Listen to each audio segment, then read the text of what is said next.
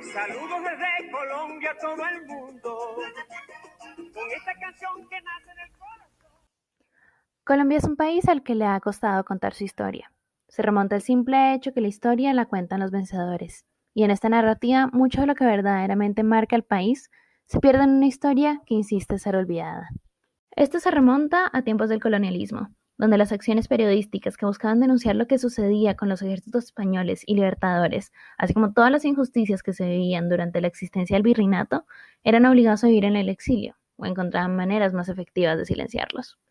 Hoy en día, nadie es un extraño que los medios comunicativos, como periódicos o noticieros, tienden a tomar partido a la hora de comunicar la historia oficial. Apoyo a uno u otro partido o postura tienden a influenciar qué tipo de información se le al público y, por lo tanto, qué se acepta como verdad. Es aquí cuando el país puede observar un tipo de narrativa diferente, que puede iluminarlo sobre su historia y múltiples realidades. La literatura colombiana, en toda su riqueza, no se ocupa únicamente de temas y asuntos relacionados a su realidad como nación, pero hay muchos autores que toman su contexto colombiano y lo llevan a su literatura. Muchos son los autores que retratan la Colombia de la que se vieron permeados. Entre ellos podemos resaltar a Andrés Caicedo con su obra Que viva la música, a Laura Restrepo con Delirio y a Hernando Telles con Cenizas para el viento. Caicedo utiliza su obra para narrar la revolución cultural que se vio en el Cali de los años 60, donde se puede apreciar la búsqueda de la universalidad en lo local. La suya es una obra llena de jergas, coloquialismos, ilícitos y referencias a la música popular. Quería usar esa cultura popular y exponerla en toda su cruda realidad, sin alteraciones y más sucia que nunca. Aunque todo estaba ensalzado al ritmo de Richie Ray y Bobby Cruz, sigue siendo la historia de alguien que se perdió en una cultura de excesos e irresponsabilidades. María del Carmen Huertas se adentra abruptamente en el mundo de la salsa, el desorden nocturno y el ajetreo, perdiéndose así poco a poco a ella misma. Es la alegría de la salsa mezclada con una generación que se perdió y como una exalumna de un colegio de monjas termina en una vida de prostitución. Sin tapujos al hablar, las palabras de Caicedo sabían retratar a la perfección lo que significaba crecer en el Cali de esos años, y más específicamente en las zonas vulnerables de este. Llegamos entre aroma y porciones de sombra de carboneros. Ese era mi norte. Y mi norte era trágico, cruel, disipado. Era el norte en donde los hermanitos de 12 crecían con los mismos vicios solitarios que los de 18 recién habían aprendido y ya fomentaban. El norte de los buenos bailadores, de los francotiradores de rifle de copa.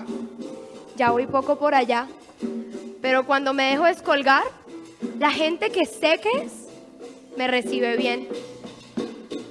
Aún así me la paso esperando a que algún día se pierdan por acá, por esta quinta con 15 en la que vivo, conscientes.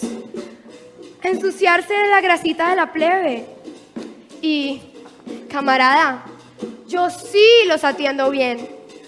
Vuelven a sus casas tarde a luchar con mi recuerdo. Alejándose del tono musical y alegre de Caicedo, Laura Restrepo usa Delirio para hablar de una de las épocas más oscuras del país, una manchada de la violencia y el narcotráfico. Lo que hace de esta obra sumamente interesante es la manera en que Restrepo juega con la mentalidad del lector, haciéndolo cuestionar la historia en sus manos.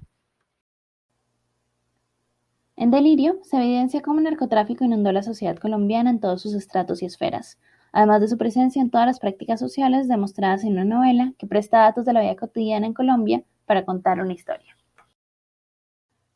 Algo para resaltar a Delirio entre las demás novelas de este tipo es que es crítica en su forma de relatar la forma como colombianos en todos los estratos sociales llegaron a ser beneficiarios en ceguera monumental de las riquezas provenientes del conflicto desatado por las guerras de las drogas que aún hoy aflige al país.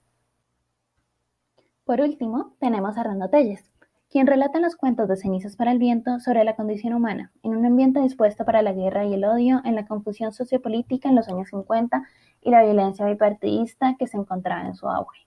No solo la violencia política, sino también las disyuntivas que mantenían en jaque a toda la población.